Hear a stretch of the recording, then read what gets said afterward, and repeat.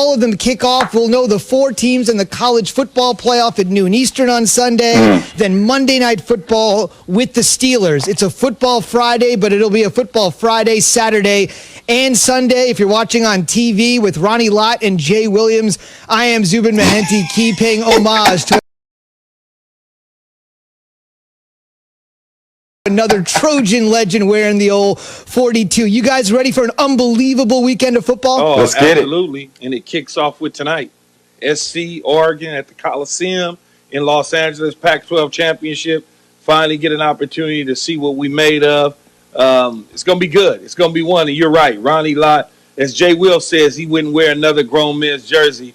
There's certain ones that I'm going to wear, and this is one for sure. Wait, Key. It didn't kick off with the Raiders doing what the Raiders did last night? That didn't kick off the weekend? It did, but the weekend kicks off tonight. That wasn't the weekend, right? You know that. Okay. Come on, man. Okay. You're the one who educated me on these things. I mean, Thursday nights lead to the weekend, though. It's an impetus for the weekend. But we're on the same page. Impetus for the weekend. Yes. There we go. So let's roll into this with the Raiders, but really the story, maybe the other quarterback. When John Gruden moved to Las Vegas, you know who bought the plot of land right next to him? The lot right next to Gruden's house. Derek Carr. You know what he was saying? The symbolism was saying, I'm going to be here with you for a while. Hang on a second. Groin injury out, Mariota in, Herbert on the other side. It's the all-Oregon matchup. And Key, we'll talk about the Raiders and their diminishing playoffs hopes in a minute, but the future seems really bright for Justin Herbert. And like Babe Ruth, you called your shot with this kid. Well, look, man, it does look bright. I was excited to see how well he played last night. Excited to see Coach Lynn get the overtime victory when so many people question his game management, his clock management. And look, here's what we go back to the beginning of the football season into the spring. Prior to the draft, doing free agency, there was so much build-up about what the Chargers would do moving on from Phillip Rivers. They had Tyrod Taylor sitting there in the wings waiting for Phillip Rivers to depart. They decided not to retain Phillip Rivers. He leaves. Now they're on the clock. What do we do? Should they sign Cam Newton? Oh, well, Cam Newton they should sign, and maybe he's a bridge to a quarterback they draft. Should they go get to it? What all these different things. And quiet was kept. The guy right down the road was Justin Herbert at the University of Oregon. I was fortunate enough to go to the Rose Bowl to see him. I wanted to go see him. You know, I saw him against Arizona State and against Marvin Lewis and Antonio Pierce and Herm Edwards and an NFL defense. And that was the first time that he had to deal with that, and they got after him. He had a poor football game. But then I wanted to see him again up close. I saw him at the USC game, even though I was somewhat non-stable after drinking too much tequila, at the game, tailgating. And so that was kind of foggy. But when I went to the Rose Bowl to see him, I sat there, Zubin, and I'm like, he didn't have a lot of throws. He ran the ball well, but you could see it come off. Whenever he would spin it, you could see it come off his wrist. And then as time went on, you heard the name Joe Burrow. And I'm sitting there and I'm saying, no, I understand what Joe Burrow has done at LSU and breaking records and winning the Heisman. But to me, this is the guy.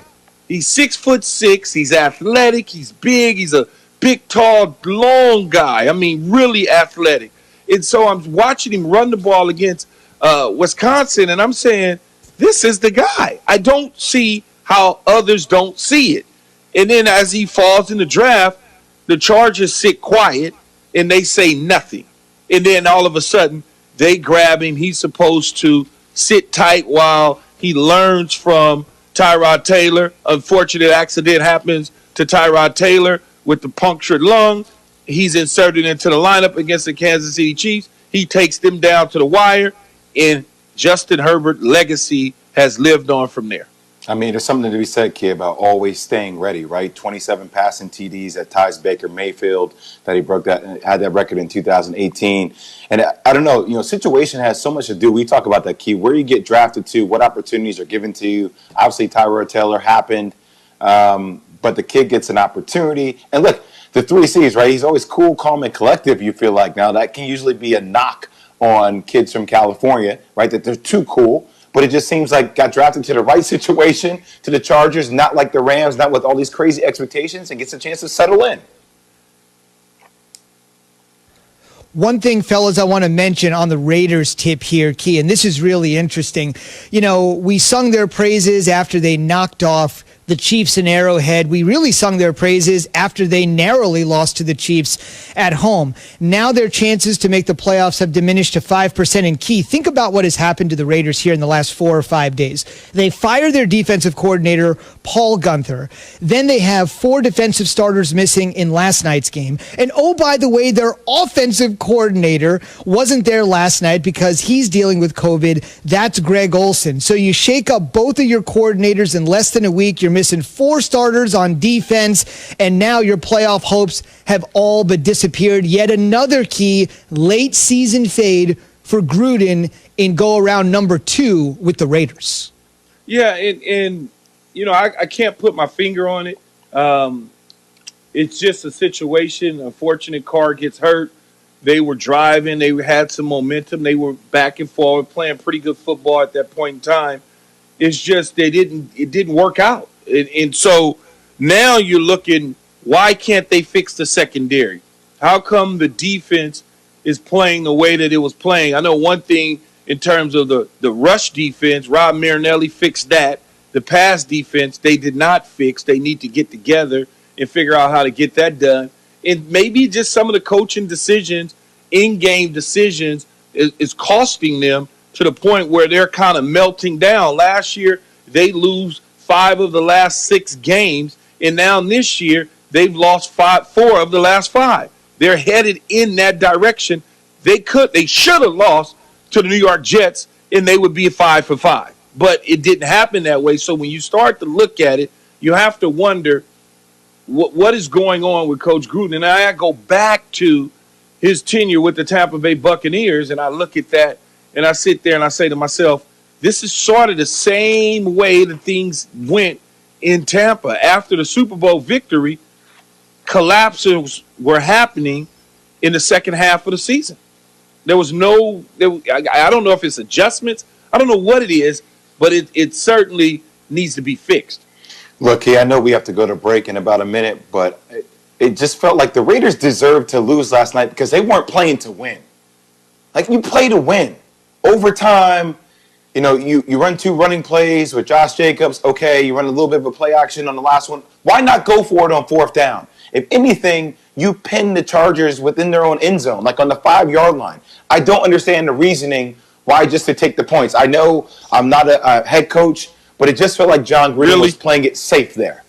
I know it felt like John Gruden was playing it safe instead of going for the win, going for the throw. All right, Jay, you want to know the rationale? Here's Coach Gruden answering your question.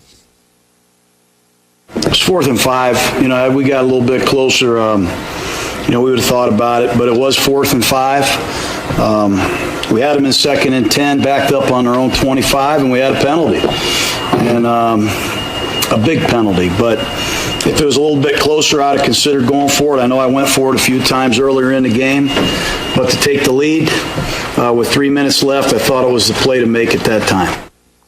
So that's the rationale there from Coach Gruden. We're asking this morning on the Dr. Pepper Twitter feed, who is this weekend's game more important for? This is the Sunday night tilt, the Giants or the Browns. Be a part of the Keyshawn, J. Will, and Zubin Nation on the Dr. Pepper Twitter feed. ESPN Nation presented by Dr. Pepper. It's official. College football's back, and so is your favorite Dr. Pepper-loving college football town, Fansville. Head to a store near you to treat your inner college football fan to an ice-cold 20-ounce Dr. Pepper today. Again, Chargers over the Raiders in OT. On the way, what would cause one NFL player to call another player a coward?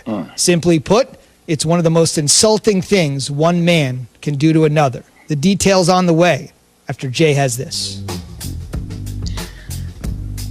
It's time for some